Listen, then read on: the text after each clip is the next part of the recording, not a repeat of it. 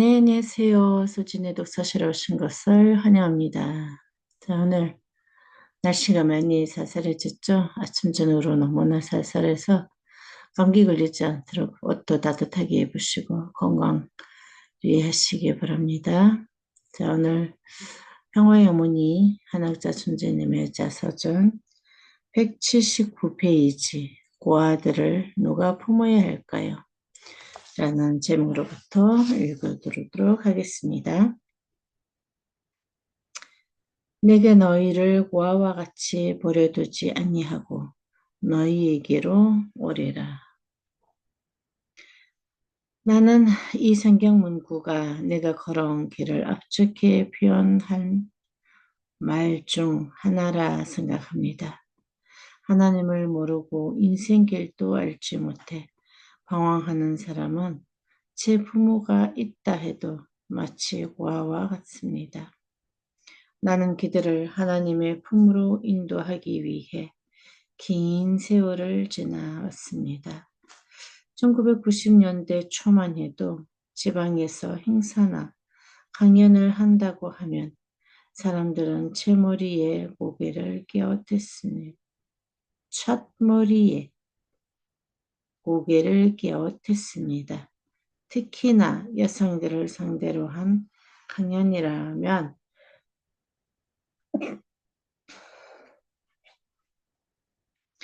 아예 손사래를 쳤습니다. 그때만 해도 여성들의 목소리는 작았고 남녀 평등은 허울에 불과할 뿐 어디에서도 사례를 찾아보기 어려웠습니다. 나는 여성이 온전한 한 명의 인간으로서 우리 사회의 평등한 구성원으로서 특히나 하나님의 딸로서 주어진 역할을 다하려면 어떻게 해야 하는지를 오랫동안 고심했습니다. 그 고심의 결과로 만들어진 것이 세계평화여성연합입니다. 1992년 4월 잠실 올림픽 주 경기장에서 있었던 창설대회에서 나는 총재로 취임한 이후 전국을 순회하며 40개 도시에서 시도 대회를 차례차례 열어갔습니다. 나는 대회에서 이상 세계의 주역이 될 여성을 주제로 강연을 했습니다. 대회를 열기 전에 사람들은 과연 몇 명이나 올까 걱정이 많았으나 가는 곳마다 인파로 가득 찼습니다. 대회의 주체가 여성임에도 남성 또한 많이 참석해 내가 주장하는 여성시대가 펼쳐지고 있음을 깨닫게 되었습니다. 한국 대회가 마무리되자 나는 다음 일정으로 일본을 잡았습니다. 이 말을 일본 여성들에게도 들려주어야 해요. 그렇긴 해도 한국어로 하면 원래의 뜻이 잘 전달되지 않을 텐데요. 그럼 일본어로 말하면 되죠. 연설문도 길고 일본어도 잘 모르시고 시일도 촉박하고 나는 4나흘 동안 연습해 연설문을 모두 일본어로 준비했습니다. 일본 도쿄돔에 5만여 명이 모였습니다. 일본 수도에서 내가 처음으로 일본말로 강연을 한다고 하니 역시나 사람들은 믿지 않았습니다. 심지어 집행부에서는 만약에 경우를 대비해 무대 옆에 일본어를 유창하게 한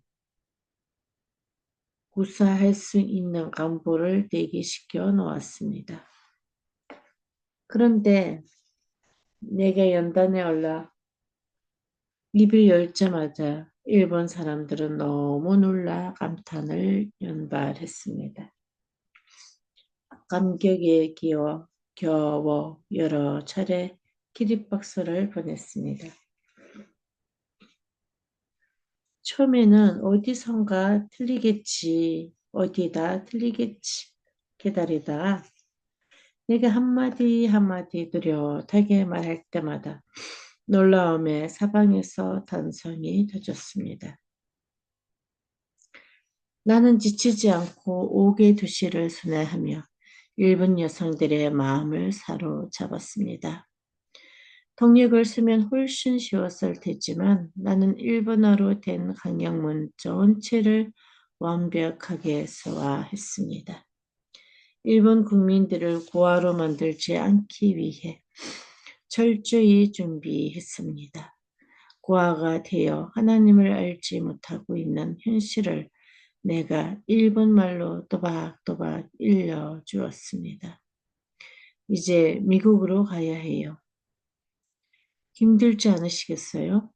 하루라도 푹 쉬고 가면 좋을 텐데요. 나를 기다리고 있는 사람들이 많은데 내 몸 변하자고 쉬면 안 되죠. 태평양을 건너 미국 땅으로 돌아가 8대 도시를 순회하면서 여성시대가 우리 곁에 다가왔음을 일깨워 주었습니다. 워싱턴에 모인 사람들은 내가 깊은 고마움을 표했습니다. 나에 대한 인식이 한국에서 온 문선명 목사의 부인에서 여성 대표로서의 한 학자로 바뀌었고 나아가 그들은 나를 세계를 구원하는 여성 지도자로 추앙했습니다. 잊을 수 없는 것은 필리핀 대회였습니다. 전날 마닐리아 가기 위해 로스앤젤레스에서 비행기를 탔습니다. 잠시 눈을 붙였을 때 아기에게 젖을 먹이는 꿈을 꾸었습니다. 아주 뚜렷하게 이쁜 아기를 보며 꿈속에서 혼자 말을 했습니다. 내가 지금 아기를 낳을 나이는 아닌데. 마닐라 공항에 도착하면서 그 꿈을 잊었는데 마침 그날이 가톨릭 기념일로 원죄 없이 잉태되신 동정 마리아 대축일이었습니다. 마닐라 시내에서 한 여성이 길을 걷다가 우연히 노란 저고리를 입은 내 포스터를 보았습니다. 순간 이분이 마리아의 사명을 하는 분이다라는 생각에 이끌려 자신도 모르게 대회장으로 돌아왔습니다. 그녀는 내 영서를 듣고 감복해서 큰 소리로 외쳤습니다. 오늘처럼 성스러운 날에 필리핀 땅에 오신 저분이 진정 마리아이시다. 큰 어려움과 보람이 함께한 곳은 마지막 공연지 중국이었습니다. 개방 정책이 어느 정도 진행되어 대회가 순조롭게 열릴 것이라 예상했으나 그렇지 못했습니다. 처음에는 공산당이 불허했고 군부도 허락하지 않았습니다. 정치대회가 아니라고 설득하자 그러면 먼저 원고를 검열하겠다고 했습니다.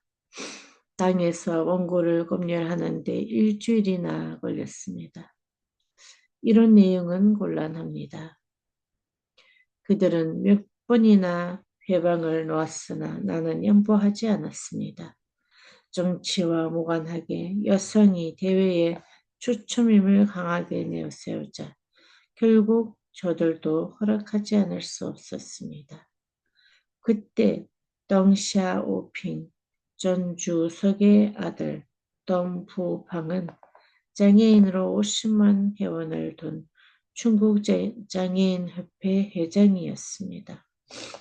대회 전날 그곳 사람들이 우리를 초청해 환영회를 열어주었습니다. 제재와 이념을 떠나 서로를 격려하는 화합의 자리였습니다. 저녁에는 전국 무녀 연합회에서 우리를 또 초청했습니다.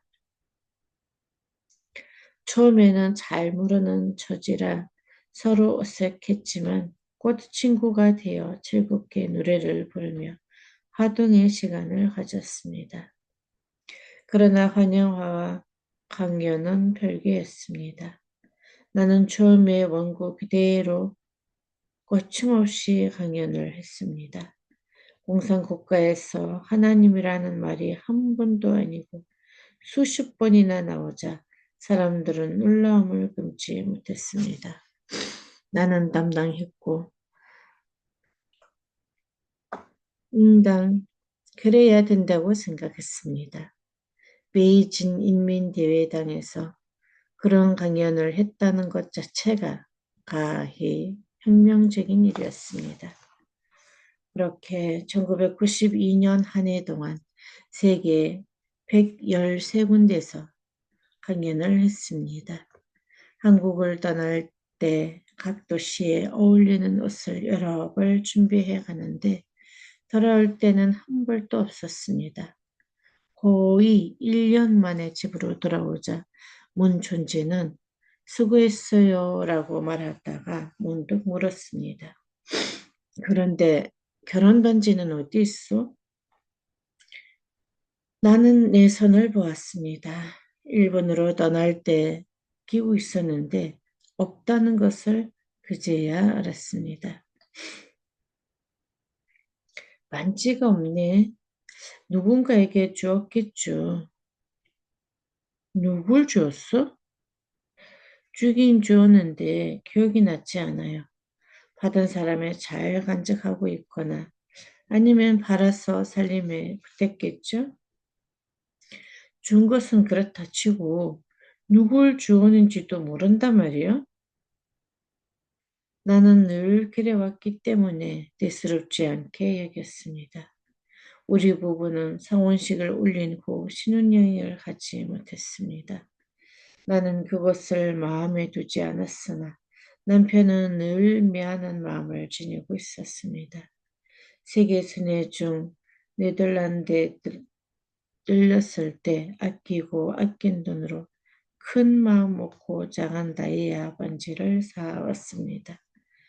그렇게 의미 있는 반지를 나는 누군가에게 선뜻 내주고는 기억조차 하지 못했습니다.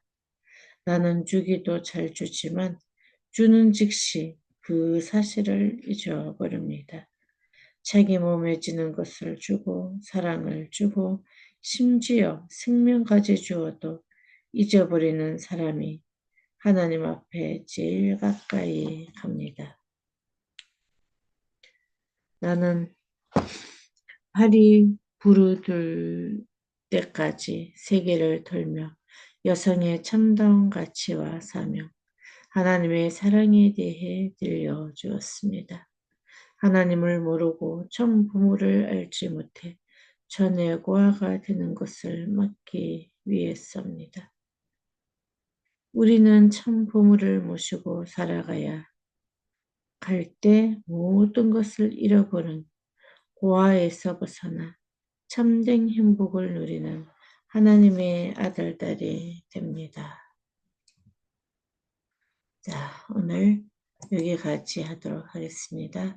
오늘도 좋은 하루 되세요.